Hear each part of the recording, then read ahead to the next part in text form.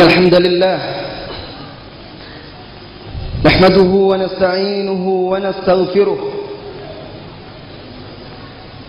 ونعوذ بالله من شرور أنفسنا وسيئات أعمالنا من يهده الله فلا مضل له ومن يضلل فلا هادي له أشهد أن لا إله إلا الله وحده لا شريك له وأشهد أن محمدا عبده ورسوله صلى الله عليه وعلى آله وأصحابه ومن سار على نهجه وتمسك بسنته إلى يوم الدين وسلم تسليما كثيرا. يا أيها الذين آمنوا اتقوا الله حق تقاته ولا تموتن إلا وأنتم مسلمون. يا أيها الناس اتقوا ربكم الذي خلقكم من نفس واحدة وخلق منها زوجها وبث منهما رجالا كثيرا ونساء واتقوا الله الذي تساءلون به والأرحام إن الله كان عليكم رقيبا. يا أيها الذين آمنوا اتقوا الله وقولوا قولا سديدا يصلح لكم أعمالكم ويغفر لكم ذنوبكم ومن يطع الله ورسوله فقد فاز فوزا عظيما. أما بعد فإن أصدق الحديث كتاب الله وخير الهدي هدي محمد صلى الله عليه وسلم وشر الأمور محدثاتها وكل محدثة بدعة وكل بدعة ضلالة وكل ضلالة في النار. Saudara-saudari kaum muslimin dan muslimat yang semoga senantiasa dirahmati oleh Allah Subhanahu wa taala. Sebaik-baik waktu, seutama-utama kesempatan yang didapat oleh seorang hamba dalam kehidupannya adalah saat dia berada di salah satu taman surga dunia. Ketika Allah Subhanahu wa taala mengumpulkan dia bersama saudara-saudarinya di salah satu rumahan di dalam majelis ilmu. Semoga Allah Subhanahu wa taala yang mempertemukan kita hari ini di rumahnya ini kelak mengumpulkan kita bersama Rasulullah sallallahu alaihi wasallam, para sahabat-sahabatnya, semoga Allah meridhai mereka, serta bersama ulama-ulama yang mengikuti mereka dengan baik. Saudara-saudari kaum muslimin dan muslimat, tidak diragukan lagi duduk di majelis ilmu memiliki keutamaan yang besar. Bahkan menuntut ilmu, belajar agama, mempelajari kitabullah dan sunnah Rasulullah sallallahu alaihi wasallam yang sahihah merupakan salah satu tanda bahwa Allah menginginkan kebaikan untuk seseorang. Jika Anda ingin melihat kebaikan seseorang, jika Anda ingin melihat apakah sebuah masyarakat itu baik atau tidaknya, lihatlah sikap mereka terhadap ilmu, terhadap majelis ilmu, terhadap majelis-majelis zikir. Semakin semarak majelis ilmu yang di dalamnya dibacakan kitabullah dan sunnah Rasulullah sallallahu alaihi wasallam, semakin banyak masyarakat yang belajar dan menuntut ilmu syar'i serta mengamalkannya, semakin baik negeri tersebut. Tidakkah Rasulullah sallallahu alaihi wasallam telah bersabda di dalam hadis yang sahih diriwayatkan oleh Imam Al-Bukhari dari sahabat Muawiyah bin Abi Sufyan, "Man yuridillahu bihi khaira." Barang siapa yang Allah inginkan kebaikan untuk dia. Bagaimana kalau Allah menginginkan kebaikan untuk seseorang itu? Dijadikannya dia kaya raya, dibukakan pintu dunia selebar-lebarnya untuk dia, diberikan kedudukan dunia setinggi-tingginya. La, kalla, tidak, sama sekali tidak. Rasulullah sallallahu alaihi wasallam menegaskan di hadis tadi, "Man yuridillahu bihi khairan yufaqqihhu fid din."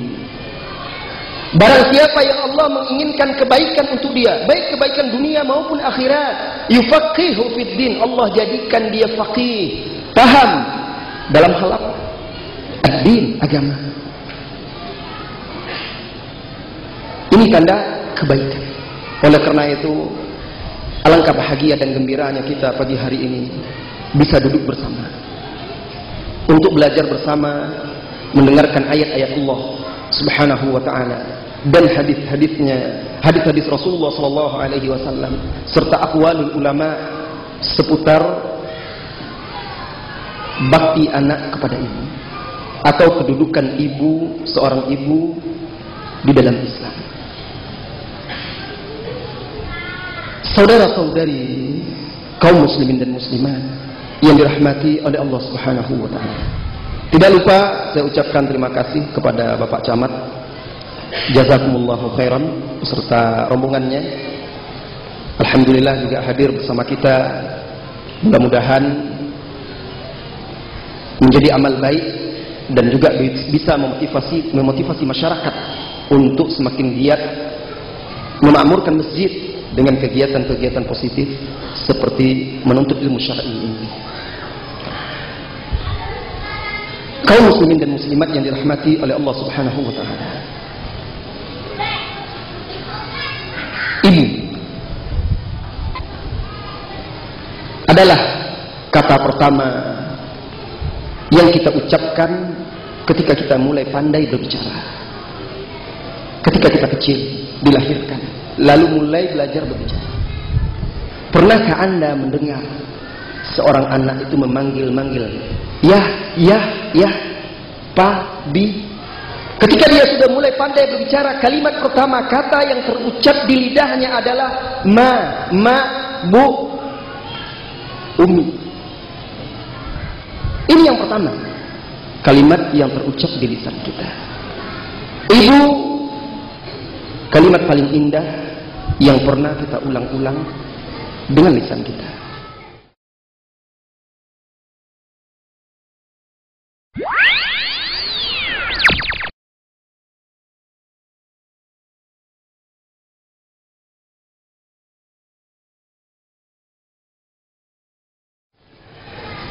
Saudara-saudari, mengawali kajian kita tentang ibu, saya ingin menyampaikan ucapan terima kasih kepada ibu saya walaupun dia tidak hadir bersama saya. Ingin rasanya saya menuangkan ungkapan terima kasih dan sebuah pengakuan kepada ibu saya. Sebuah pengakuan dan terima kasih kepada ibuku yang saya yakini telah berjasa banyak kepada saya setelah anugerah dan rahmat Allah Subhanahu wa ta'ala. Apapun yang saya katakan, apapun yang saya lakukan, jelas tidak akan bisa membalas jasamu wahai ibu. Aku tak akan melupakan haribaanmu yang penuh kasih sayang. Tidak akan kulupa malam-malam yang engkau lalui tanpa memejamkan mata sepicing pun, dan hari-harimu yang penuh dengan keletihan. Aku tidak lupa ketika kita semua berkumpul mengelilingi hidangan makan di atas tikar pandan, lalu engkau mendahulukan kami anak-anakmu dari dirimu sendiri. Engkau dahulukan kami dengan segala macam makanan dan minuman yang lezat dan enak. Bahkan setelah kami tumbuh besar dewasa, engkau pun masih rela menyuapkan makanan ke mulut kami, wahai ibu. Betapa letihnya engkau, wahai ibu, ketika kami terlambat pulang di malam hari karena sibuk bermain. Seluruh penghuni rumah telah lelap, tinggallah engkau menahan kantuk menanti kepulangan kami. Dulu engkau takut dan khawatir ketika kami bermain di tepi sungai. Aku ingat engkau pernah marah ketika itu dan memukulku saat aku bermain di tepian sungai. Ketika itu aku belum mengerti kenapa engkau begitu marah. Tatkala aku besar dan dewasa, anakmu ini mengerti dan paham Semua itu engkau lakukan karena engkau mengkhawatirkan keselamatan aku, anakmu. Ibu, aku tidak akan lupa ketika aku beranjak remaja dan pergi merantau ke tanah Jawa untuk menuntut ilmu. Engkau ikut bersusah payah, bekerja, menumbuk tepung, membuat kue dan berjualan, mengumpulkan uang dari sana dan sini untuk membantu pendidikan anak-anakmu. Ya Allah, rahmatilah ibuku. Betapa letihnya diriku ketika pulang liburan. Kemudian datanglah saat untuk kembali ke tempat perantauan menuntut ilmu. Hatiku serasa terputus-putus. Ketika engkau melepas kepergianku seraya berkata, Ananda, mungkin ketika engkau pulang lagi nanti, engkau tidak akan melihatku lagi. Alangkah sedih hatiku. Setelah bertahun-tahun aku tidak pulang. Ketika pertama kali aku berdiri di hadapanmu, engkau katakan ini bukan anakku. Karena kondisi dan penampilanku yang tidak seperti engkau bayangkan. Tak kuasa diri menahan air mata mendengar ucapan dan kata-kata itu. Membuatku tersungkur memeluk kakimu, dan ketika tanganmu membelai kepalaku serasa tetesan-tetesan embun memadamkan kesedihan dan mengobati kerinduan hati. Setelah perjalanan panjang yang kulalui jauh darimu, hai ibu, aku pun pulang. Dan engkau telah beranjak tua. Engkau pun mulai lemah. Sungguh, engkau telah berikan untukku dan saudara-saudaraku hari-hari terindah dan tahun-tahun paling manis dalam hidupmu. Betapa sering engkau membela kami. Entah berapa banyak pengorbananmu untuk kami. Engkaulah yang telah menanggung keresahan dan kegundahan kami. Engkau selalu berusaha mewujudkan keinginan-keinginan kami sekalipun kami telah besar. Dulu saya dipanggil fulan. Hari ini orang memanggilku Ustaz Abu Zubair Hawari. Semua itu demi Allah, tidak lain dan tidak bukan karena anugerah Allah semata. Kemudian karena jasamu, wahai ibu. Aku ini demi Allah, tidak lain dan tidak bukan adalah salah satu dari sekian banyak buah kebaikanmu. Semoga Allah membalas kebaikanmu dengan sebaik-baik pahala.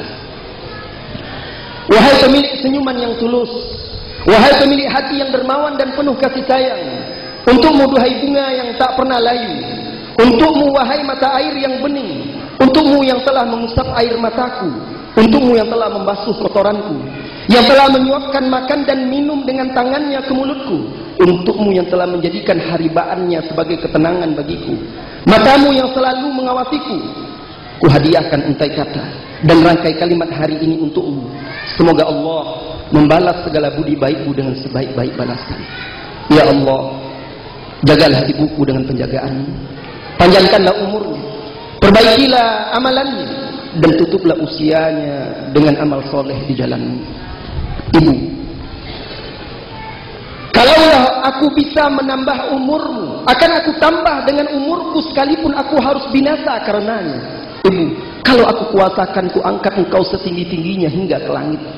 Wallahi, demi Allah, tidak akan ada yang bisa memberikan hakmu dengan sempurna kecuali Allah Ta'ala. Al-Imam Al-Bukhari di dalam kitab Al-Adab Al-Mufrad membawakan sebuah riwayat dari Ibnu Umar radhiyallahu anhuma, annahu syahida rajulan yatufu bil baiti wa huwa yahmilu ummah wara'a dhahrihi wa yaqul ana laha ba'iruha al-mudallal. Bahwasanya Abdullah bin Umar ketika itu sedang tawaf di sekeliling Ka'bah. Dia melihat seorang pria tawaf sambil menggendong ibunya di punggungnya. La ilaha illallah. Saudara-saudari, hari ini jika Anda berangkat haji, ada orang-orang yang membawa orang tuanya yang sudah renta, jompo.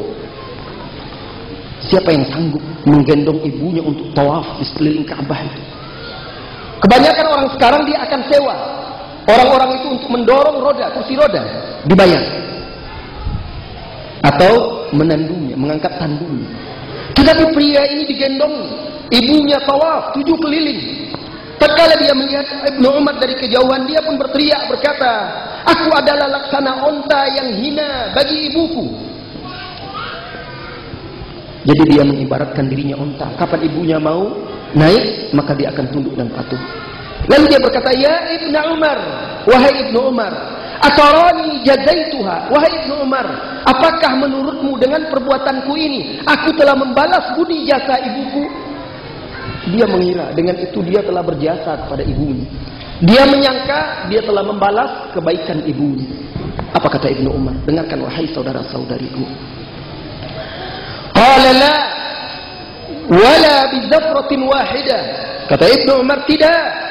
Engkau tidak bisa membalas budi jasa ibu walaupun zafrah wahidah. Satu desah napasnya, satu tarikan napasnya, satu kali rintihannya tatkala melahirkanmu, tidak bisa engkau membayarnya. La haula wala quwata illa billahil aliyyil azim.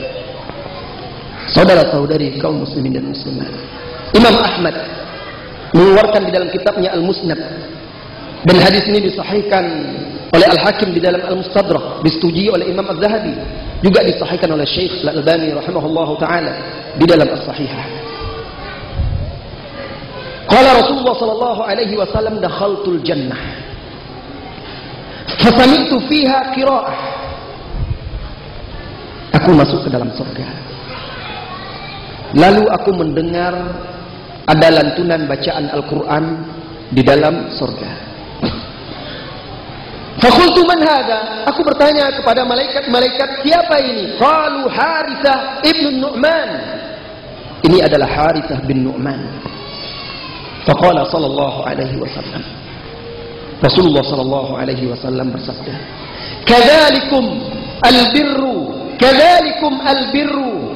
Wahai umatku, demikianlah bakti kepada ibu, demikianlah bakti kepada ibu. Kana abarrun nas bi ummih. Harithah bin Nu'man ini, kata Rasulullah, adalah termasuk orang yang paling berbakti kepada ibunya.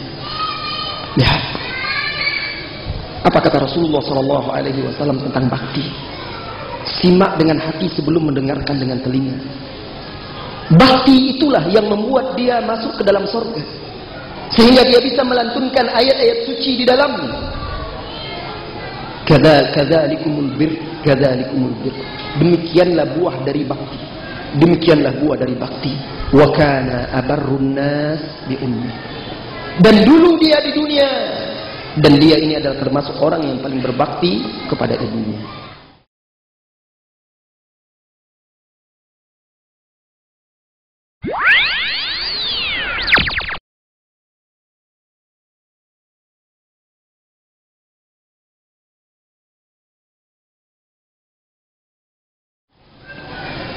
Saudara-saudari kaum muslimin dan muslimat, mari kita mulai kajian kita. Yang pertama kita beri judul Ibu. Tahukah engkau siapa itu ibu? Ibu adalah contoh kasih sayang yang senantiasa hidup di tengah kita. Tidak ada yang memandangnya dengan penghormatan dan penghargaan melainkan orang-orang yang dikasihi oleh Allah. Ibu adalah laksana batu karang kesabaran, gambaran hidup bagi sifat pemaaf dan lapang dada. Ada seseorang yang bercerita, bertutur, kata dia, sekarang aku baru tahu mengandung bayi tersebut. Namun begitu, ia masih saja sibuk mengatur, membersihkan, merapikan dan mengurus urusan rumah serta mengasuh anak-anak lainnya yang masih kecil. Allahu Akbar. Memberi makan yang satu, memandikan yang lain, menidurkan yang berikutnya. Semua itu dilakukan oleh seorang wanita, seorang diri. Bagikan dia mengangkat sebuah gunung. Siapa di antara kita laki-laki yang sanggup melakukan itu? Setelah itu,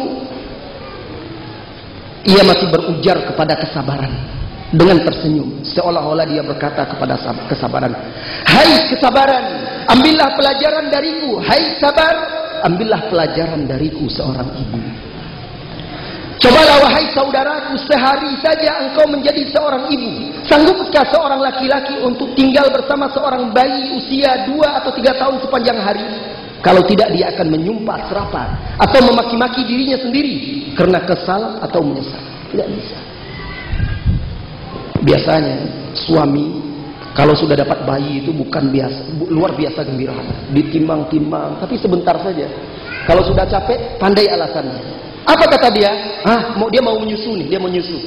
Dek ini mau menyusu. Setelah diberikan ke istrinya, dia hilang entah kemana. Laki-laki. Kalau sudah capek, alasannya anaknya mau menyusu, kata dia. Sudah tidak sanggup lagi mendiamkan anaknya. Oh, ini mungkin dia lapar ini, haus ini, disusukan dulu. Padahal seorang wanita sepanjang hari bersama bayi tersebut, bersama Anda ketika Anda kecil. Demi Allah, hanya seorang ibu saja yang sanggup menanggung itu dengan ridho, dengan rela dan senyuman. Alangkah indahnya pemandangan ketika Anda melihat seorang ibu duduk dikelilingi pula oleh anak-anaknya yang masih kecil. Taubahnya seperti anak-anak burung yang membuka paruhnya supaya ibunya menyuapkan makanan. Sang ibu membujuk si A untuk makan, bercanda dengan si B sambil menyuapkannya, memberi minum anaknya yang C.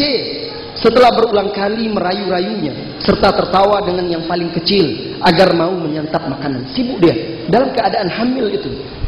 Semua itu ia lakukan sambil duduk di tengah-tengah mereka dengan posisi yang tidak mengenakkan. Hampir-hampir saja seluruh persendiannya menjerit, mengadu, menahan sakit. Namun begitu, ia tetap tersenyum dan memberi semangat anak-anaknya agar mau makan. Pernah kita merenungkan kondisi wanita seperti ini? La ilaha illallah. Kemudian tiba-tiba ia menjerit. Ia baru saja menerima tendangan bayi di dalam perutnya. Maka wanita ini segera memperbaiki posisi duduknya. Setelah itu ia kembali tersenyum, seolah-olah tidak terjadi sesuatu. Lantas janinnya kembali memberikan pukulan dan tendangan lagi, seolah-olah ia berkata kepada ibunya, Ibu, aku di sini, aku juga anakmu. Seolah seperti itu. Sang ibu gembira dengan pukulan dan tendangan janinnya. Sedangkan janin itu tidak membiarkan ibunya beristirahat barang sejenak. Apabila tidak terasa gerakan janin, sang ibu takut dan cemas. Apabila bergerak walaupun menyakitkan dirinya, ia gembira dan senang. Subhanallah. Makhluk seperti apa seorang ibu ini? Beragam rasa sakit dan derita yang saya kirakan kalau ditimpakan kepada seorang laki-laki berotot sekalipun, ia akan menjerit-jerit sampai terdengar oleh tetangga-tetangganya. Adapun ibu, dia tetap sabar, mengharapkan ridho Allah, bahkan tersenyum dan tertawa. Semoga rahmat Allah untuknya, rahmat Allah atasnya, dan rahmat Allah bersamanya. Nah, saudara-saudariku, apakah engkau menduga rasa sakit dan pedih itu berakhir sampai di situ saja? Tidak. Lihatlah kemuliaan seorang ibu. Apabila telah lewat usia kandungan 9 bulan, telah dekat saat keluarnya janin ke dunia, datang musibah yang menimpa dirinya. Si janin itu tidak ingin tinggal di rahim ibunya, dia ingin keluar, tapi tidak juga keluar dengan sukarela ke dunia. Harus dipaksa ibunya juga. Bayi itu harus dipaksa ibunya juga keluar. Dia tidak mau lagi di dalam, tapi juga tidak mau keluar dengan sukarela. Si ibu harus menahan sakit. Ketika itulah rasa sakit yang tidak tertahankan, derita yang tidak ringan. Kemudian sering pula janin itu tidak kecuali dengan paksaan, sehingga kadang daging harus disayat, perut dibelah, dioperasi, terkadang harus divakum. Kemudian rasa sakit kian bertambah ketika janin mulai keluar. Darah berpacu dengan janin dan kematian serasa di ambang mata. Terkadang kematian yang lebih dahulu, si ibu mati sementara janinnya selamat. Apabila sang ibu dikaruniai usia yang panjang, ia sadar setelah kondisi yang berat ini, lalu apabila dia melihat bayinya terbaring di sisinya, ia pun tersenyum. Hilang rasa sakit itu semuanya, hilang rasa pedih saat melahirkan, lupa derita yang baru saja dilaluinya, mendengar tangis anaknya, melihat senyum sang bayi. Ya Allah, yang maha pengasih lagi maha penyayang. Alangkah menakjubkannya kasih seorang ibu dan kerinduan kepada bayinya. Ia berjuang menghadapi rasa sakit dan kematian. Kemudian ia berangan-angan rela mati untuk kehidupan bayinya.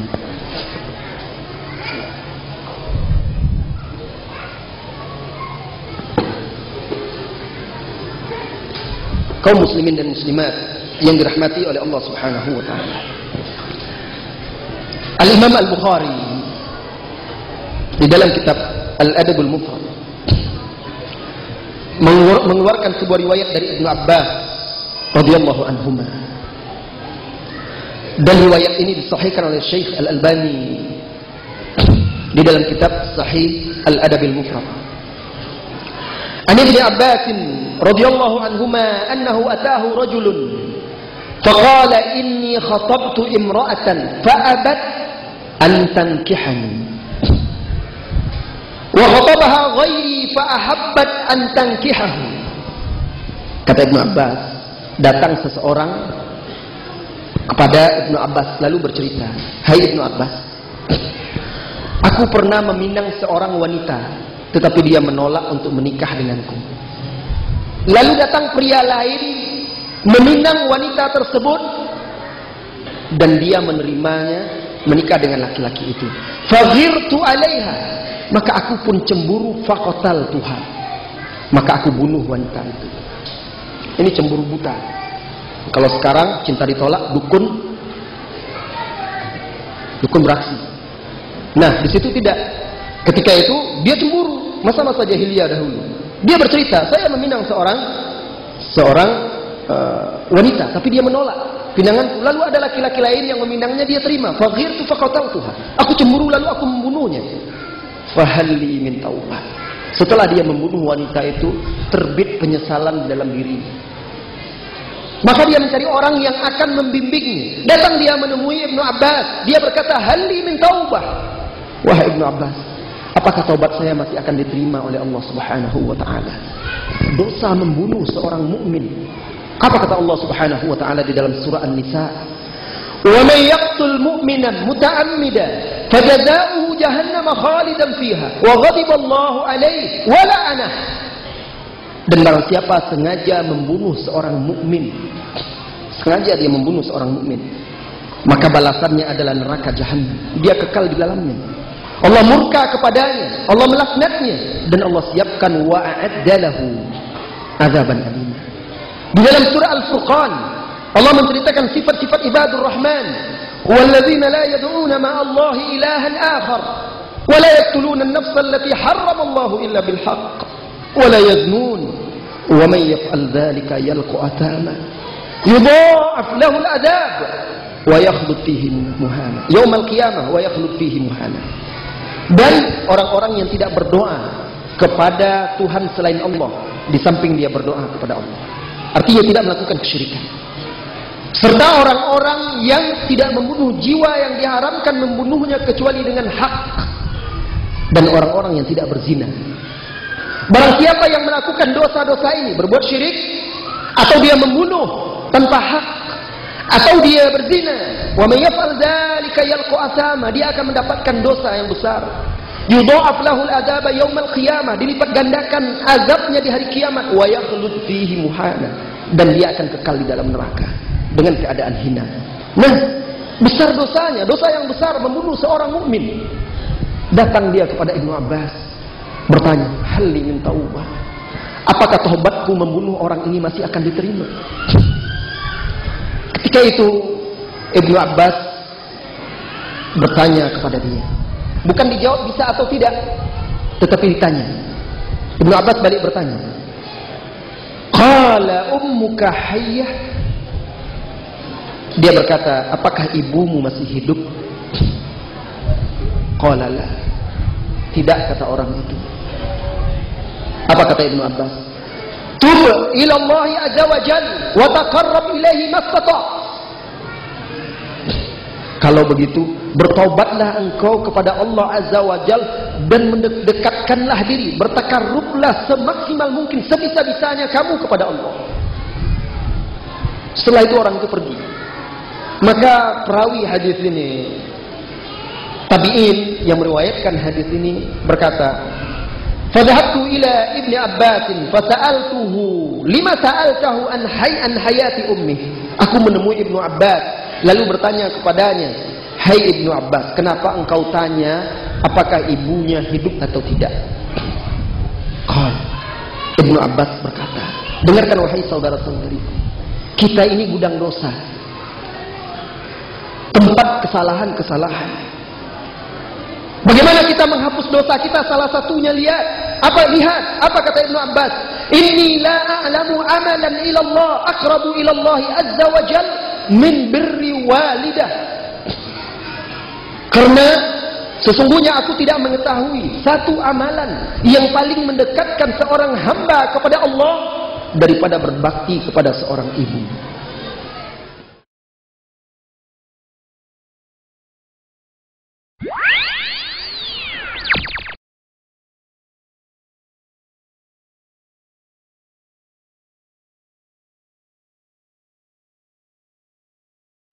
Saudara-saudari kaum muslimin dan muslimat yang semoga senantiasa dirahmati oleh Allah Subhanahu wa taala.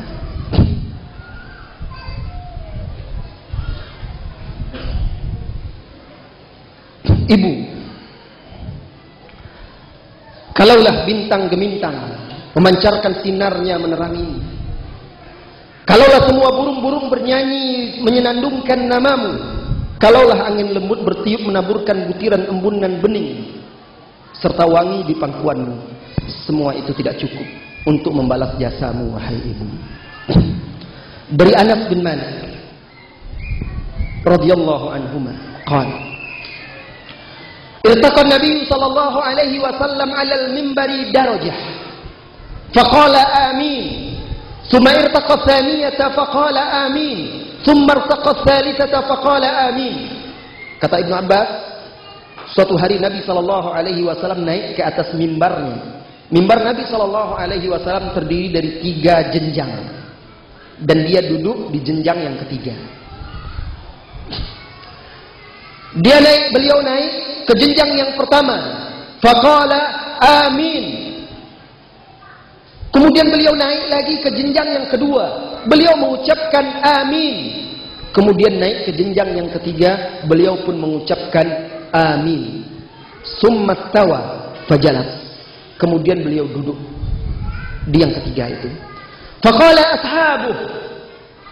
Lalu sahabat-sahabatnya bertanya kepada beliau sallallahu alaihi wasallam wa ridwanullah ala sahabah. Alama ammanta ya Rasulullah. Apa yang engkau aminkan tadi wahai Rasulullah sallallahu alaihi wasallam? Beliau menjawab, faqal atani Jibril faqal raghima anfim ri'in dzukirtu indahu falam yusalli alaihi. Celaka, merugi orang-orang. Jibril datang kepadaku lalu Jibril berkata, merugi, celaka orang-orang yang disebutkan namamu hai Muhammad di sisimu atau di sisinya, disebutkan namamu lalu dia tidak berselawat kepadamu. Allahumma shalli ala Muhammad. Jadi berselawat kepada Nabi ketika namanya disebut itu wajib. Itu tempat disunnahkannya berselawat, wahai saudara-saudari. Kapanpun, dimanapun anda mendengar nama Nabi Muhammad sallallahu alaihi wasallam disebut, berselawat, ucapkan selawat sallallahu alaihi wasallam atau Allahumma shalli ala Muhammad. Kenapa? Karena Jibril berdoa sebaik-baik malaikat diaminkan oleh sebaik-baik makhluk, bahwa orang yang tidak berselawat ketika nama Nabi Muhammad sallallahu alaihi wasallam disebut di hadapannya, dia adalah orang yang merugi. Kemudian waraghima al-fimri'in adraka abawaihi walam yadkhulil jannah. Celaka, merugi, kata Jibril, seseorang yang mendapatkan kedua orang tuanya hidup tapi orang ini tidak masuk surga. Ini orang yang merugi. Faqultu amin, maka aku ucapkan amin. Waqal, dan Jibril berkata, raghima anfimri'in adraka Ramadan falam yughfar lahu. Celaka dan rugi orang yang mendapatkan Ramadan tetapi dia tidak diampuni. Saudara-saudari kaum muslimin dan muslimat yang dirahmati oleh Allah Subhanahu wa taala. Hadis ini sahih dengan syawahid-syawahidnya, dan Syekh Al-Albani menjelaskan ini di tahqiqnya terhadap kitab Fadlus Shalah 'ala Nabi sallallahu alaihi wasallam. Barangkali sampai di sini ada jamaah yang bertanya-tanya, kenapa kita berbicara hari ini tentang ibu? Bagaimana dengan ayah? Kenapa ibu lebih didahulukan? Kenapa bukan ayah? Bukankah ayah juga berjasa? Saudara-saudariku kaum muslimin dan muslimat, tidak diragukan lagi keutamaan ayah sangat besar. Akan tetapi keutamaan ibu lebih besar lagi. Ayah berjasa, tetapi jasa ibu jauh lebih besar lagi. Allah Subhanahu wa taala berfirman, "Wa wasainal insana biwalidayhi wa wasainal insana biwalidayhi ihsana, hamalathu ummuhu karhan kurha wa wada'athu kurha wa hamalathu wa hamluhu wa fisaluhu 30 syahra." Kami wasiatkan, kata Allah, Kepada siapa? Kepada manusia, agar berbuat baik, berbakti kepada kedua orang tuanya. Pertama disebutkan kedua orang tua, ayah dan ibu. Lalu setelah itu dikhususkan oleh Allah menyebutkan ibu. Setelah Allah berwasiat agar manusia berbuat baik kepada kedua orang tuanya, apa kata Allah? Hamalathu ummuhu kurha.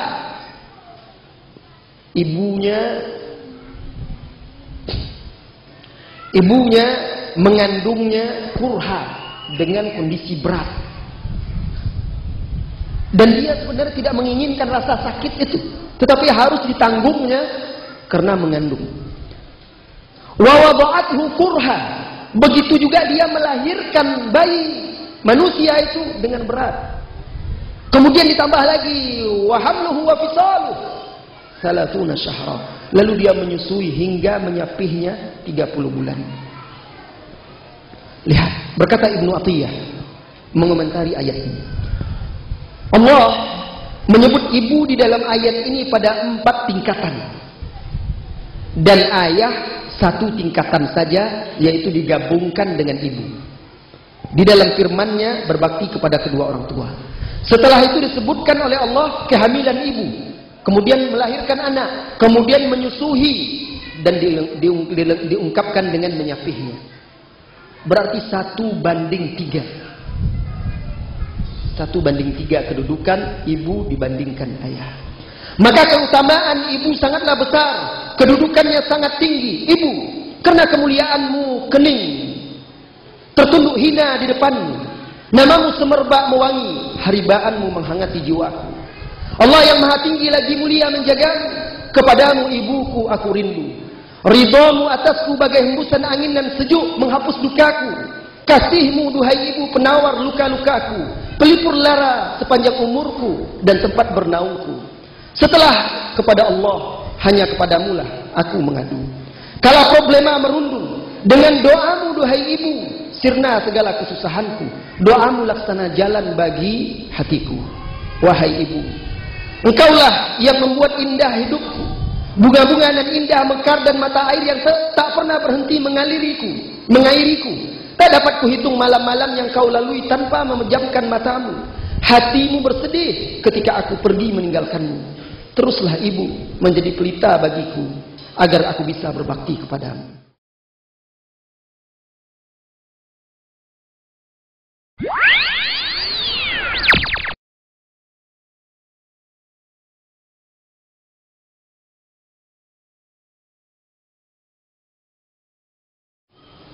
Saudara-saudari kaum muslimin dan muslimat, datang salah seorang ulama ahli bahasa kepada Abu Muslim Al-Khawlani ketika dia bertengkar dengan istrinya. Ulama ahli bahasa ini saya agak lupa namanya, ada dalam buku saya, Wahai Ibu Maafkan Anakmu. Sebenarnya bukan buku saya, itu kumpulan-kumpulan perkataan-perkataan para ulama yang saya himpun. Di situ dia bertengkar dengan istrinya. Kemudian mereka memperebutkan hak asuh anak. Datanglah mereka kepada Abu Muslim Al-Khawlani, seorang tabi'in besar, untuk minta menjadi penengahnya.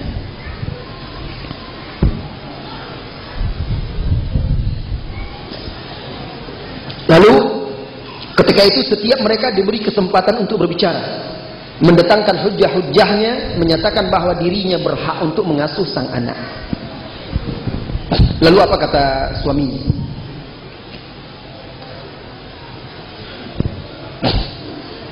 Apa kata istrinya? Istrinya berbicara dahulu.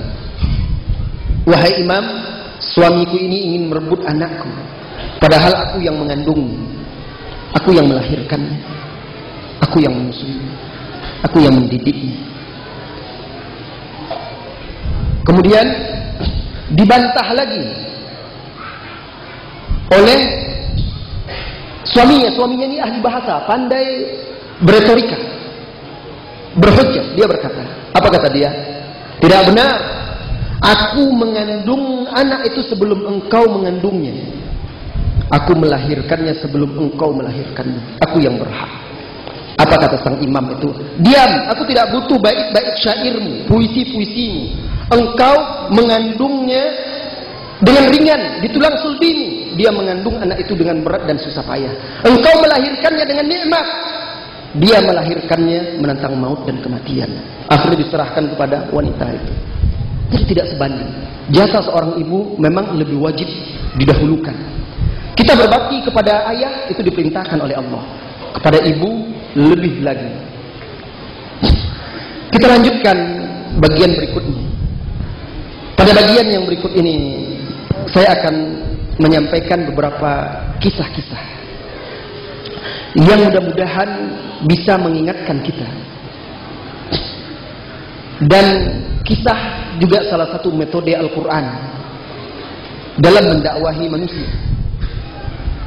Oleh karena itu ada surat Al-Qasas. Faqsusil qasasa, kata Allah. Maka sampaikanlah, ceritakanlah kisah-kisah itu. La'allahum yatadzakkarun. Mudah-mudahan mereka akan sadar.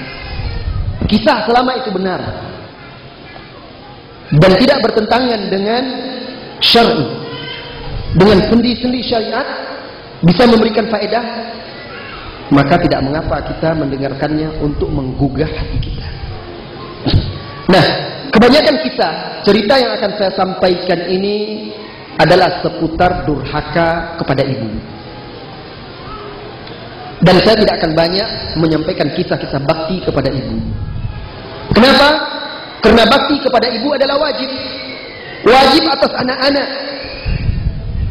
Dan karena anak itu tidak punya kelebihan keistimewaan jasa kepada ibu. Dan karena bakti itu adalah hak ibu. Barang siapa yang menunaikan bakti, maka dia telah menunaikan kewajiban. Tetapi barang siapa yang durhaka kepada kedua orang tuanya, khususnya ibu, maka dia harus introspeksi diri. Seperti yang dikatakan oleh salah seorang salafus saleh, araftu syarr la lisyarr. Aku mengetahui keburukan itu bukan untuk melakukan keburukan, tapi untuk menjaga diriku agar tidak jatuh ke dalam keburukan itu. Mari simaklah wahai saudara-saudariku semuanya. Berhentilah sejenak. Jangan sampai nanti sikap-sikap kita kepada orang tua kita menggiring kita ke neraka jahanam. Yang pertama, kita beri judul, takutlah engkau doa orang yang dizalimi. Ini saya nukilkan juga dari salah satu buku yang ditulis oleh salah seorang penulis di Timur Tengah, dan juga salah satu muhadharah salah seorang masyayikh di Arab Saudi. Takutlah kamu doa orang yang dizalimi. Kenapa? Karena doa orang yang dizalimi tidak ada hijab pembatas antara dia dengan Allah Subhanahu wa taala. Doa orang yang dizalimi langsung membubung tinggi di atas awan, membelah angkasa, dibukakan pintu langit untuknya. Ketika itu maka berkatalah Allah Subhanahu wa taala di dalam hadis qudsi, wa izzati wa jalali, demi kemuliaan dan keagunganku la ansurannak walau ba'da hayy. Ketika itu Allah menjawab doa orang-orang yang dizalimi, demi keagungan dan kemuliaanku aku akan tolong, aku akan menangkan engkau walaupun suatu saat nanti. Rasulullah SAW bersabda di dalam hadis yang sahih. Hadis juga dikeluarkan oleh Imam Al-Bukhari. Salatu da'awat yustajabu laha. Ada 3 doa yang dikabulkan. Dalam riwayat lain, laisa bainahunna wa bainallahi hijab. Tidak ada antara dia dengan Allah hijab. Yang pertama, da'watul musafir. Doa orang yang sedang dalam perjalanan. Itu juga langsung didengar oleh Allah Subhanahu wa taala. Yang kedua, da'watul walid ala waladihi. Doa orang tua ketika melaknat anaknya. Yang ketiga, da'watul mazlum. Doa orang-orang yang dizalimi.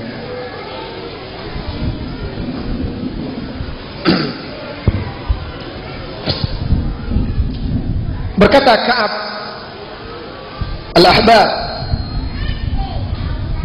Innallaha la yu'ajjila halakal 'abdi idza kana aqan liwalidayhi liyu'ajjila lahu al-'adab. Wa innallaha la yazidu fi 'umri al-'abdi idza kana baran biwalidayhi liyazidahu barran wa khairan. Kata beliau, sesungguhnya Allah menyegerakan azab, kehancuran bagi seorang hamba apabila dia durhaka kepada kedua orang tuanya, agar semakin segera kesengsaraan bagi dia. Dan sesungguhnya Allah menambahkan umur seorang hamba apabila dia berbakti kepada kedua orang tuanya, agar dia semakin baik dan semakin berbakti. Maka hati-hatilah wahai saudara-saudariku terhadap doa orang yang dizalimi, karena doa tersebut didengar oleh Allah. Apalagi doa seorang ayah, apalagi doa seorang ibu. Seseorang bercerita,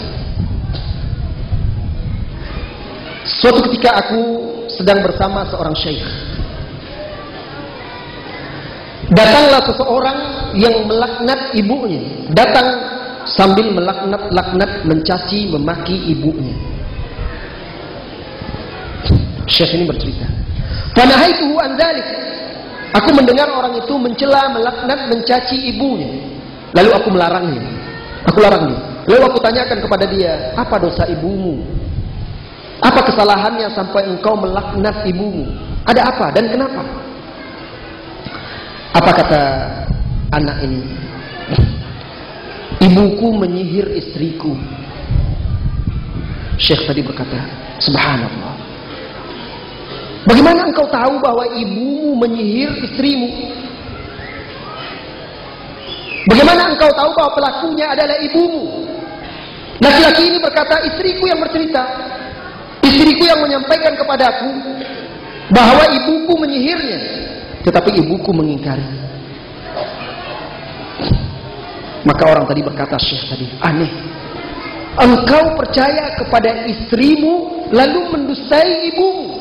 La ilaha illallah. Akhirnya Syekh ini meminta kepada dia berjumpa dengan ibunya. Datanglah abang dari orang ini, anak yang paling besar. Dikumpulkanlah sekeluarga, suami istri ini, kemudian ibu kandung dia. Maka terjadilah perdebatan ketika itu antara ibu yang bertengkar dengan anaknya ini berdua dengan istrinya. Dan ketika itu kata Syekh tadi, firasatku berbicara bahwasanya istrinya ini dusta. Aku mendengar sang ibu bersumpah berkali-kali sambil menangis, meneteskan air mata menunjukkan kebenaran diri dia. Tetapi istri anak tersebut bersikeras, tidak mau menerima sumpah ibu itu, tidak mau mempercayainya, masih saja menuduh ibu tersebut yang menyihirnya. Sampai sang istri menantang, dia tidak akan menerima sumpah mertuanya kecuali di rumah Allah, di Baitullah Al-Haram, di pangkuan Ka'bah. Bermubahalah.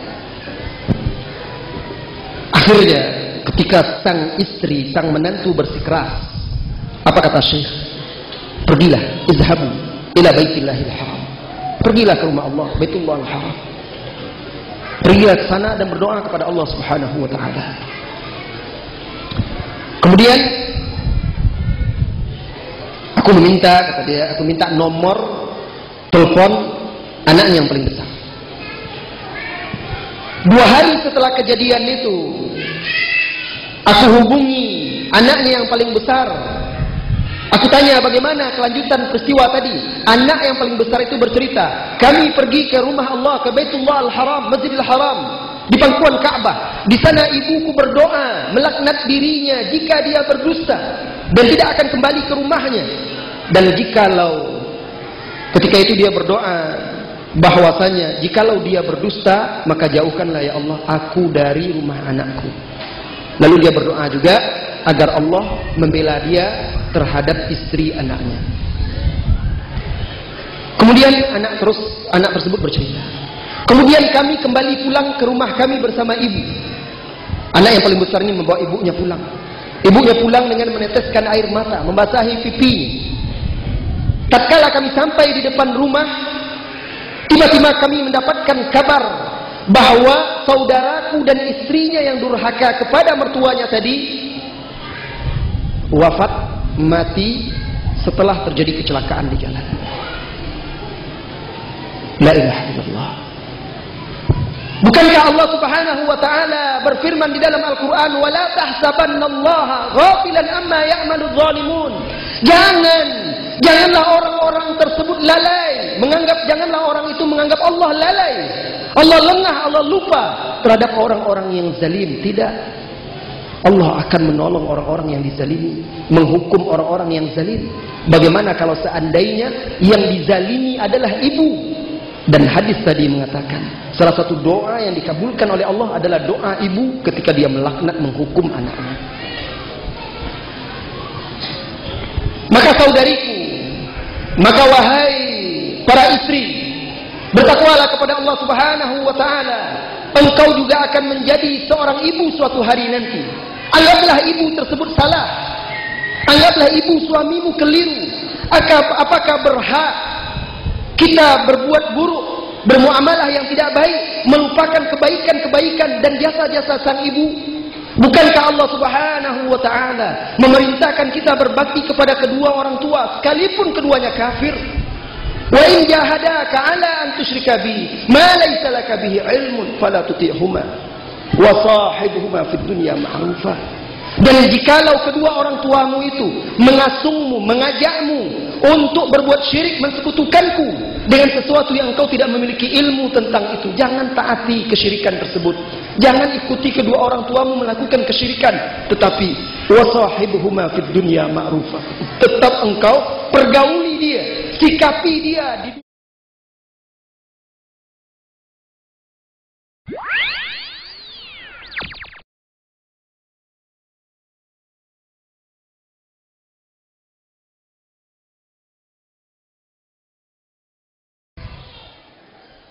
Alhamdulillah Rabbil Alamin, wal aqibatu lil muttaqin, wala udwana illa ala zalimin.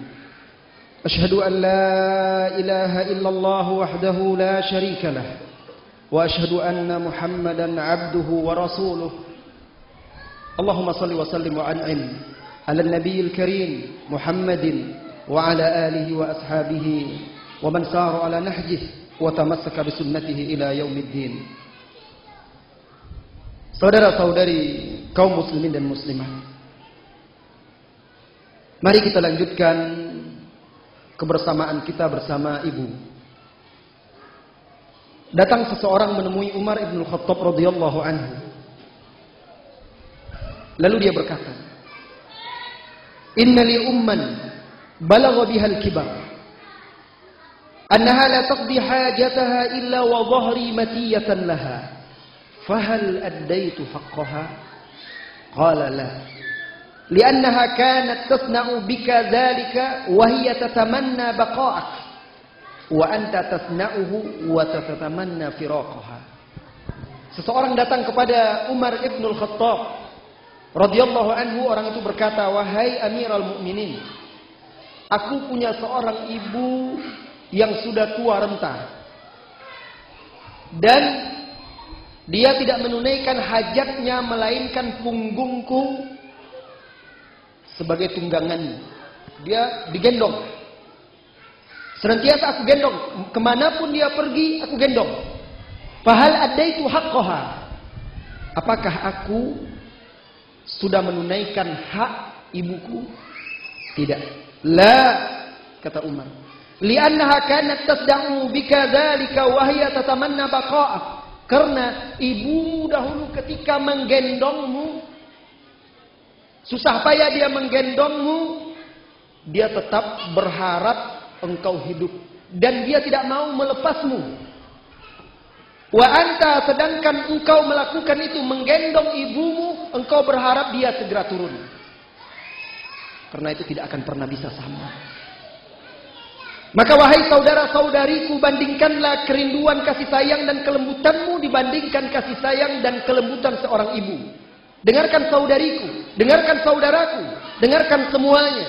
Gambaran kasih sayang seorang ibu kepada anak yang digambarkan oleh Aisyah radhiyallahu anha. Taqul, Aisyah berkata, "Ja'atni miskinatun tahmilu ibnataini laha." Suatu hari datang seorang wanita miskin ke rumahku, membawa 2 orang putrinya. Fa'at'amtuha 3 tamarat. Lalu aku memberi wanita itu 3 butir korma. Fa'atatil ummu kulla wahidatin minhuma tamarah. Ada 3 biji korma diberi, disedekahkan oleh Aisyah radhiyallahu anha kepada wanita miskin ini yang membawa 2 orang anaknya. 2 butir korma dibagi-bagi kepada anaknya yang pertama dan yang kedua. Wa rafa'atit tamaratu tsalitsa ila fiha. Lalu ketika dia hendak mengangkat korma yang ketiga ke mulutnya, dia hendak memakan kormanya tersebut, Fastat amadha ibnataha. 2 orang putrinya itu rupanya sudah habis korma dimakannya. Korma ketiga yang akan dimakan oleh ibu itu diminta sama anaknya. Keduanya meminta korma allati kanat turidu an ta'kulaha, yang ingin dimakan oleh wanita itu. Taqulu Aisyah. Aisyah berkata, fa'ajabani sya'nuha. Aku merasa kagum melihat wanita itu. Korma yang akan dimakannya itu diminta oleh anaknya, diberikan, dipotong 2, dibagikan kepada kedua anaknya itu. Subhanallah. Dia lapar. Wanita miskin datang meminta sedekah. Di rumah Aisyah radhiyallahu anha hanya ada 3 butir korma, diberikan. Setelah diberikan kepada anak-anaknya, sisanya hendak dia makan, ternyata anaknya meminta lagi. Anaknya meminta lagi, lalu ternyata dipotong 2, kemudian diberikan kepada anak tersebut. Dan apa kata Aisyah? Fazakartu dzalika li Rasulillah sallallahu alaihi wasallam. Lalu aku menceritakan hal tersebut kepada Rasulullah sallallahu alaihi wasallam. Faqala, beliau bersabda, "Innallaha qad aujaba laha al-jannah." Sesungguhnya Allah telah mewajibkan surga bagi ibu tersebut. Lihat kasih sayang seorang ibu. Sekalipun dia lapar, maka dia rela demi anaknya kenyang. Maka wahai para ibu, bergembiralah engkau karena surga yang telah dijanjikan oleh Allah Subhanahu wa taala, dan engkau dibebaskan dari api neraka karena ketulusanmu untuk mengasuh, mengayomi, mendidik dan mengarahkan anak-anakmu. Wahai ibu, bergembiralah engkau tidak akan sia-sia letih lelah yang engkau lalui dalam hidupmu.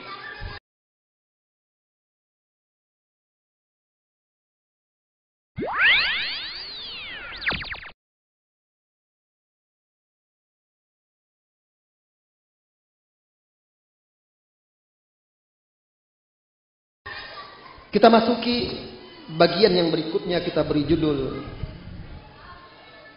aku tidak percaya bahwa mereka melakukan perbuatan itu.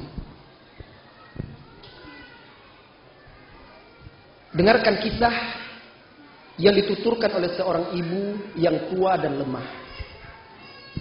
Ibu ini berkata, aku mengandungnya di perutku selama 9 bulan. Lalu ayahnya wafat 6 bulan, beberapa bulan setelah dia dilahirkan. Dia bercerita, anaknya itu dia kandung 9 bulan. Setelah lahir beberapa bulan, suaminya meninggal. Maka jadilah aku ibu sekaligus ayah bagi dia. Begitu juga saudarinya yang lebih tua daripada dia 3 tahun. Saking cintanya aku kepada putraku tersebut, aku tidak menyapih dia kecuali setelah 3 tahun.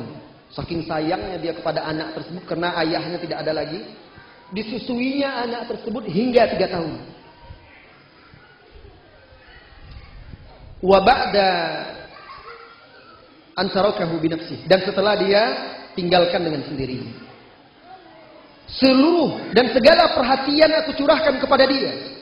Segenap cinta dan kasih sayang aku limpahkan kepada dia tatkala dia menginjak usia dewasa. Aku nikahkan dia dengan seorang gadis yang aku cintai karena akhlak dan agamanya serta kemuliaan keluarganya. Jadi setelah anaknya ini dewasa, dia carikan istri yang baik akhlaknya, bagus agamanya, mulia pula keluarganya. Tetapi setelah 5 tahun dia menikah dan melahirkan 1 orang putra dan 1 orang putri, dia menceraikan istrinya tersebut. Alasannya apa? Dia beralasan ketika itu, istriku ini kampungan, kuno, tidak terpelajar, tidak bekerja. Lalu dia menikah dengan seorang wanita lain yang berprofesi sebagai seorang guru. Maka jadilah aku yang mendidik, mengawasi putra dan putrinya dari istri pertamanya. Dan aku juga berkhidmat membantu dia dan istrinya, karena istrinya bekerja, dan aku melakukan itu dengan ridho. Setelah berselang beberapa waktu, entah kenapa istrinya itu berubah, tidak lagi suka makanan yang aku masak. Dan dia pun mengatakan bahwa aku tidak membantunya di rumah sebagaimana mesti. Lalu dia meminta pembantu kepada anakku. Bahkan dia berjanji dia yang akan menggaji pembantu itu. Ketika pembantu datang ke rumah tersebut, mereka pun tidak lagi membutuhkan bantuanku. Sehingga aku seolah-olah di rumah putraku sendiri seperti seorang tamu yang membebani istri anakku. Aku menjadi tamu yang memberatkan istri anakku. Dan dia mulai menuduhku ikut campur urusan rumah tangganya, mengatur urusan-urusan keluarganya. Bahkan dia juga menuduh aku melontarkan kata-kata yang tidak pantas kepada dia. Anehnya putraku, suaminya pun berubah, tidak mau lagi berbicara kepadaku. Bahkan terakhir mereka mengeluarkanku dari rumah. Kamarku dipindahkan di luar, di garasi mobil. Di mana semulanya itu adalah tempat pembantu, kemudian pembantu itu dipindahkannya ke dalam, menggantikan tempatku dengan alasan mereka butuh bantuan pembantu tersebut. Adapun aku, mereka tidak lagi membutuhkanku. Apa yang dia khawatirkan kepadaku? Dia berkata, aku menanggung itu semua dengan lapang dada, dengan ridho. Aku tahan kemarahanku karena dia adalah anak yang aku cintai, dan juga demi cucu-cucuku dari istrinya yang pertama. Dan suatu hari ketika aku kembali mengunjungi putriku di kota lain, aku pun datang menuju tempat atau kamarku. Alangkah terkejutnya aku, sesampai di depan pintu aku dapatkan koper dan seluruh pakaian barang-barangku sudah diletakkan di luar kamar, di depan pintu. Aku pun mengetuk pintu rumah mereka. Keluarlah istrinya dan anakku berdiri di belakangnya. Aku bertanya kenapa mereka melakukan ini. Istrinya menjawab, kami membutuhkan tempat tersebut sebagai gudang, meletakkan barang-barang dan tidak ada tempat lagi. Ibu itu berkata, lantas bagaimana aku? Di mana aku tinggal? Kemana aku akan pergi? Apalagi seperti hari ini, malam semakin kelam. Dengan ketus, istri anaknya berkata, ibu bisa pergi kemana saja ibu suka, yang penting jangan di rumah ini.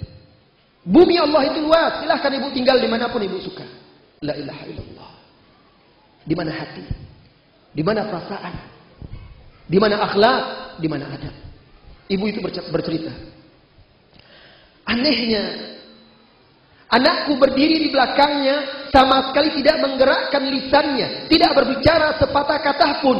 Aku pun pergi meninggalkan rumah tersebut, mengangkat tasku. Aku mengetuk pintu rumah tetanggaku dalam cuaca yang sangat dingin. Tatkala tetanggaku membukakan pintu rumah, mempersilakan masuk, aku pun bercerita, aku ingin menginap di rumah kalian 1 malam. Mereka heran, lalu bertanya, ada apa? Kenapa engkau menginap di sini? Ada apa dengan rumah anakmu? Lalu wanita itu pun bercerita kepada tetangganya, dan alangkah sedihnya tetangga tersebut menangis mendengarkan cerita sang ibu. Lalu apa kata ibu tersebut? Aku hanya numpang menginap 1 malam. Besok aku akan pergi ke kota Fulan untuk menemui putriku. Apa kata tetangganya? Tidak mengapa, rumah ini adalah rumahmu. Silahkan engkau menginap di sini, wahai ibu. Dan keesokan harinya, wanita tersebut, ibu tersebut menelpon putrinya di kota lain. Dan dia meminta putrinya hadir menjemput ibunya yang sedang terluka hatinya. Tetapi yang menyedihkan, sang anak pun beralasan bahwa dia tidak bisa meninggalkan rumahnya karena suami tidak mengizinkan. Selain itu suaminya merasa terganggu kalau ibunya lama di rumahnya. La ilaha illallah. Ketika itu sang ibu terdiam, dan telepon itu pun ditutup oleh putrinya. Sungguh tidak masuk akal apabila seorang anak melakukan perbuatan tersebut. Tidakkah anaknya, sang suami itu paham kalau dia kehilangan seorang istri, dia bisa mencarikan istri lain? Tidakkah dia mengerti kalau dia kehilangan harta, dia bisa mencari harta yang lain? Tetapi ketika dia kehilangan ibu, dari mana dia akan bisa menggantikan ibu tersebut? Dia berkata, putriku menutup teleponnya, dan dengan itu tertutuplah pintu harapanku. Semula aku berangan-angan bisa tinggal bersama putriku. Semula aku berangan-angan dialah yang akan mengayomiku setelah tua. Dan ketika aku lemah, akhirnya aku menangis sampai aku tidak lagi mendapatkan air mata untuk aku kucurkan. Ketika tetanggaku mengetahui peristiwa ini, dia pun ikut menangis, menghibur diriku dan mengajakku tinggal di rumahnya. Kemudian akhirnya orang-orang kampung tersebut sepakat untuk membuatkan tempat tinggal untuk ibu itu. Mereka membantu ibu itu. Mereka datang berkunjung dan mereka berjanji, kami akan membantumu, akan mengayomimu, dan setiap orang kampung ini akan mengunjungimu serta memberikan apa yang engkau butuhkan, wahai ibu. Sampai suatu ketika wanita tersebut sakit parah. Lalu tetangganya membawa dia ke rumah sakit. Orang sekampung, kata ibu itu, orang sekampung menjenguk dan mengunjungiku, kecuali putraku. Dia tidak mengunjungiku, dia juga tidak menjengukku. Dan sekarang aku menunggu dia datang. Hatiku terputus-putus. Aku menunggu dia datang, dan aku berdoa kepada Allah agar Allah memaafkan serta mengampuni. Ya Allah, alangkah kasih sayangnya seorang ibu. Apapun yang diperbuat oleh anak, apapun yang dilakukan oleh putra-putrinya, ibu tetap berusaha melapangkan dadanya, memaafkan anak-anaknya, berdoa untuk kebaikan putra-putrinya. Akan tetapi, demi Allah yang telah menyandingkan ibadahnya dengan perintah berbuat baik kepadamu, demi Allah yang telah menyandingkan perintah ibadah kepadanya dengan berbakti kepadamu, sungguh anak-anak durhaka seperti itu yang mencampakkan orang tuanya di panti-panti jompo, yang lebih mendahulukan istri dan anaknya daripada orang tuanya, suatu saat Allah akan membalasnya. Balasan itu sesuai dengan perbuatan. Ibnu Umar radhiyallahu anhuma berkata, "Al-birru la yubla, wadh-dhanbu la yunsa, wad-dayyan la yamut, wa kun kama syi'ta, fa kama tadini tudani." Kata Ibnu Umar, kebaikan itu tidak akan pernah sirna, dosa tidak akan dilupakan, dan Allah zat yang tidak pernah mati. Lakukan apa yang hendak engkau lakukan, sebagaimana engkau berbuat, seperti itu pula lah engkau akan dibalas. Dari Ibnu Abbas radhiyallahu anhuma, dan hadis diriwayatkan oleh Ibnu Hibban di dalam sahihnya, Rasulullah sallallahu alaihi wasallam bersabda, "Lau alimallahu syai'an adna minal uf lanaha anhu." Kalau seandainya Allah tahu, kalau seandainya Allah mengetahui ada sesuatu yang lebih ringan daripada kalimat berdecak terhadap ayah dan ibu kita, pasti Allah akan melarangnya. Pasti Allah akan melarangnya. Falyamalil ma syaa. Maka silakan anak-anak yang durhaka berbuat sesuai kehendaknya. Falan yadkhulal jannah. Dia tidak akan masuk surga. Wal ya'malil baru ma syaa. Silakan anak-anak yang berbakti berbuat sesuai kehendaknya. Falan yadkhulan nar, dan dia juga tidak akan masuk neraka. Diriwayatkan oleh Ibnu Hibban di dalam sahihnya.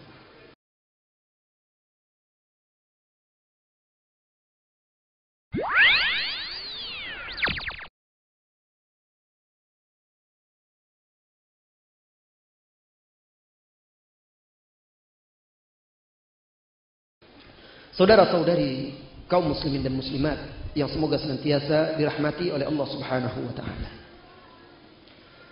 Seseorang bercerita,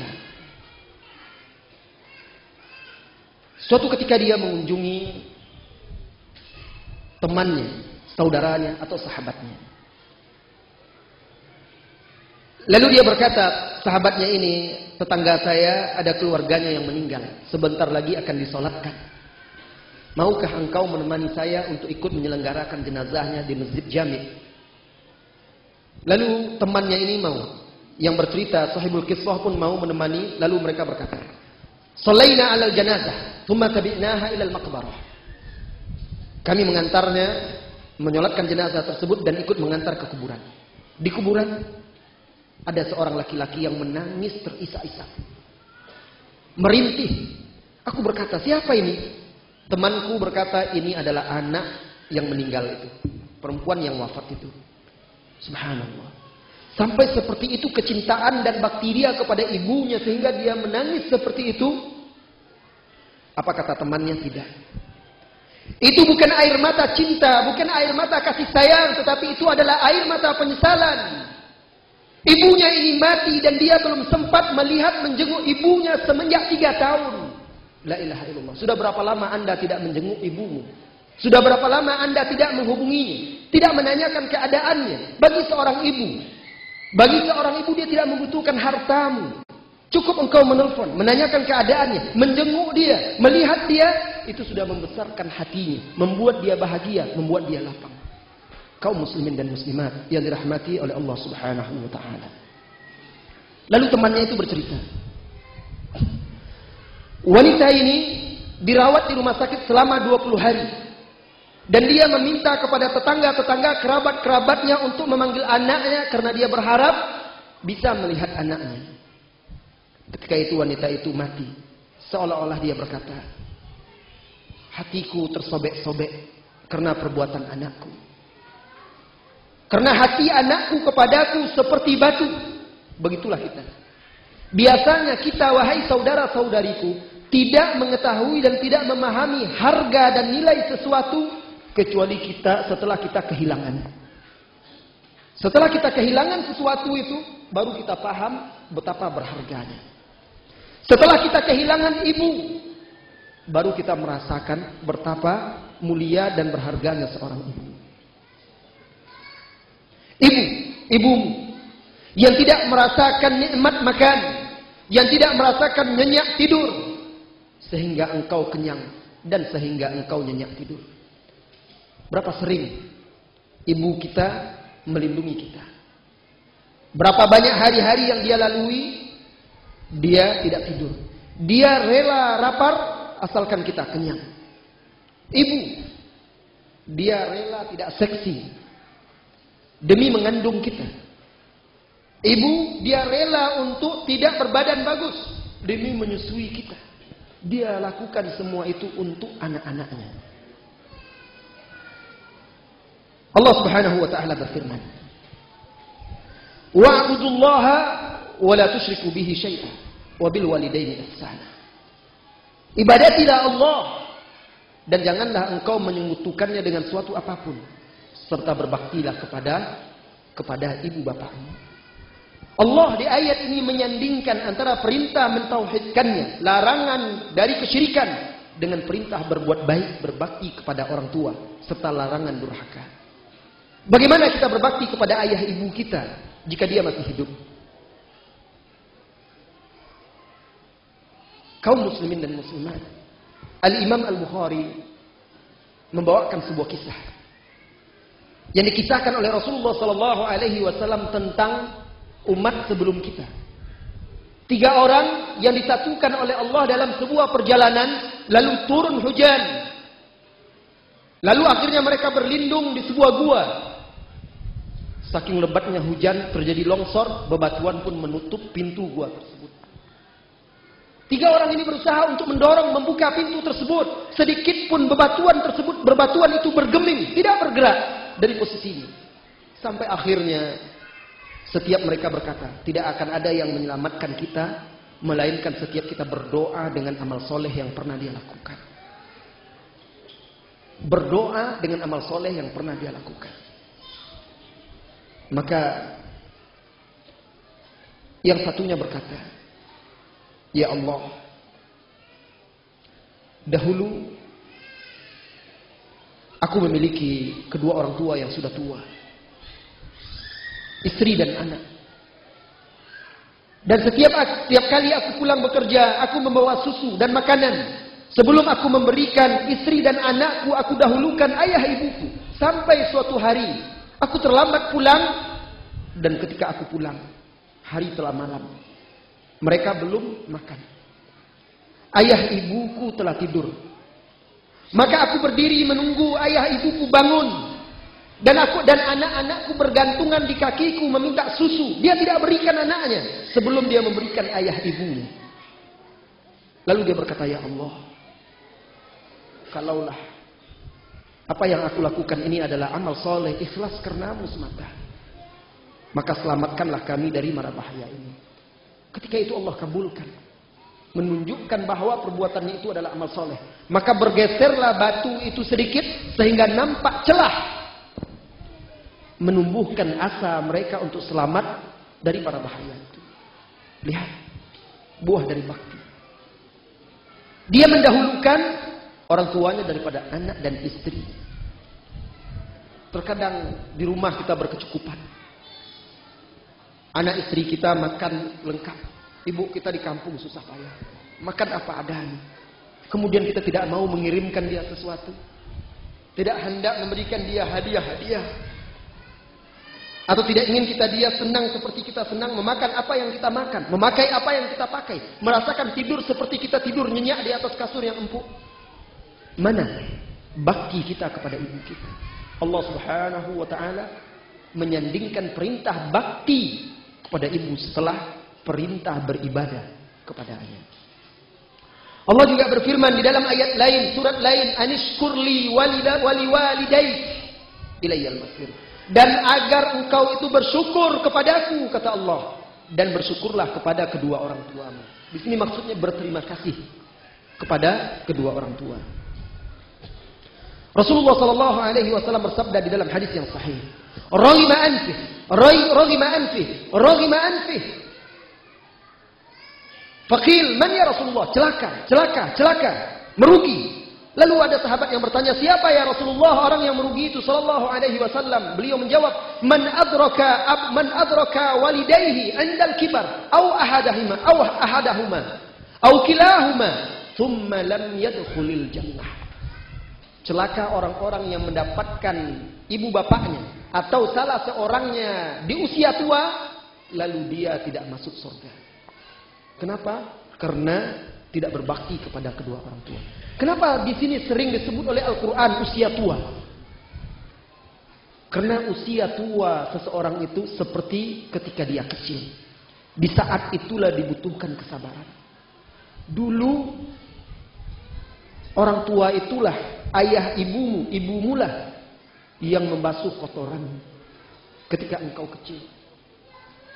Dulu ketika engkau usia 2 tahun, dia mulai mengajarkanmu berjalan. Kemudian setelah usiamu 3-4 tahun, diberikannya bola agar engkau bermain. Lalu engkau membalasnya dengan apa? Dengan bermain memecahkan perkakas dia. Di usia selanjutnya, engkau masuk usia sekolah, diantarnya engkau ke sekolah. Engkau berkata kepada dia, tidak mau sekolah. Dia usahakan juga agar engkau sekolah. Begitu seterusnya dia didik dengan susah payah. Ketika dia tua, seolah-olah itu adalah ketika kita kecil. Maka dituntut kesabaran ketika orang tua kita sudah menginjak usia tua. Terkadang dia pikun, mulai pelupa, mulai lemah. Terkadang dia pun manja. Terkadang banyak tuntutannya kepada anaknya. Begitulah Anda dahulu ketika kecil. Meminta, merengek. Apa yang dilakukannya? Dia berikan apa yang engkau minta. Sekarang dia meminta kepadamu. Apa yang memberatkan kita untuk membahagiakan hati dia? An Rifa'ah bin Iyas qala ra'aitu al-Haris al-Alafi fi janazati ummihi yabki bukaan syadida. Dari Rifa'ah bin Iyas, dan riwayat ini dibawakan oleh Abu Nuaim di dalam kitab Hilyatul Awliya dan juga oleh Imam Az-Zahabi di dalam Siyar A'lamin Nubala. Aku melihat Al-Harith Al-Anafi mengantar jenazah ibunya dan dia menangis sangat keras. Faqultu lahu, aku bertanya kepadanya, lima kullu hadzal buka? Hai Harith, kenapa engkau menangis sampai seperti ini? Apa kata Al-Harith? Kaifa la abki? Bagaimana aku tidak menangis? Wa qad ughliqa anni al-yawma babun min abwabil jannah. Bagaimana aku tidak menangis? Hari ini dengan kematian ibuku telah ditutup di hadapanku salah satu pintu sorga. Kaifa la abki? Bagaimana aku tidak menangis? Telah ditutup dariku salah satu pintu-pintu sorga. Saudara-saudari kaum muslimin dan muslimat yang dirahmati oleh Allah Subhanahu wa taala. Ayah, ibu adalah salah satu pintu surga kita.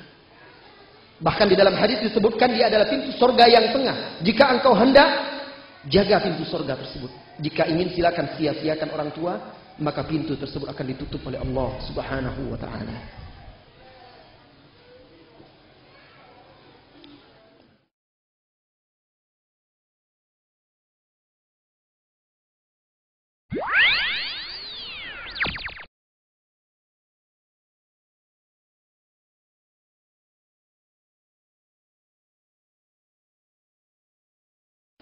Dari Buraidah an abihi anna Nabiy sallallahu alaihi wasallam lamma qadima Makkah ata rasama qabrin fajalasa ilaihi faja'ala yukhatibu thumma qam musta'biran. Dari Buraidah, dari ayahnya, bahwasanya Nabi sallallahu alaihi wasallam tatkala datang ke Mekah, dia singgah di sebuah gundukan tanah seperti kuburan. Dia duduk di situ. Kemudian dia seperti berbicara. Lalu dia berdiri mengambil ibrah dan berbicara ketika itu. Faqulna, kami bertanya, ya Rasulullah, inna ra'ayna ma sana'ta. Wahai Rasulullah, kami melihat apa yang engkau perbuat, ada apa? Rasulullah sallallahu alaihi wasallam menjawab, inni ista'zantu rabbi fi ziyarati qabri ummi fa'adina li. Aku meminta izin kepada Allah agar aku diizinkan mengunjungi kuburan ibuku dan Allah mengizinkanku. Wasta'zantuhu fil istighfar laha falam ya'zan li. Dan aku meminta izin kepada Allah agar aku boleh beristighfar untuknya dan Allah tidak mengizinkanku. Apa kata sahabat? Fama ru'iya bakiyan aktsar min yauma idzin. Dan ketika itu kami tidak melihat Rasulullah lebih banyak menangis daripada hari itu. Sallallahu alaihi nabi. Wahai orang yang kehilangan ibunya, wahai engkau saudara-saudariku yang kehilangan ibumu, menangislah atas kehilangannya, perbanyaklah berdoa untuknya. Wahai orang-orang yang telah kehilangan ibunya, doakanlah ibumu. Dan wahai orang-orang yang masih menemui ibunya hidup, maka lazimkanlah kakinya. Sesungguhnya di dalam hadis yang disahihkan oleh Syekh Al-Albani di dalam Silsilah As-Sahihah, surga itu di bawah kaki ibu. Kalau lafaz yang di bawah telapak kaki itu dhaif, tetapi tahta rijlaiha itu disahihkan oleh Syekh Al-Albani rahimahullahu taala. Akan datang suatu hari engkau akan melihat surga itu. Akan datang suatu hari engkau akan menemui surga itu kelak. Berikutnya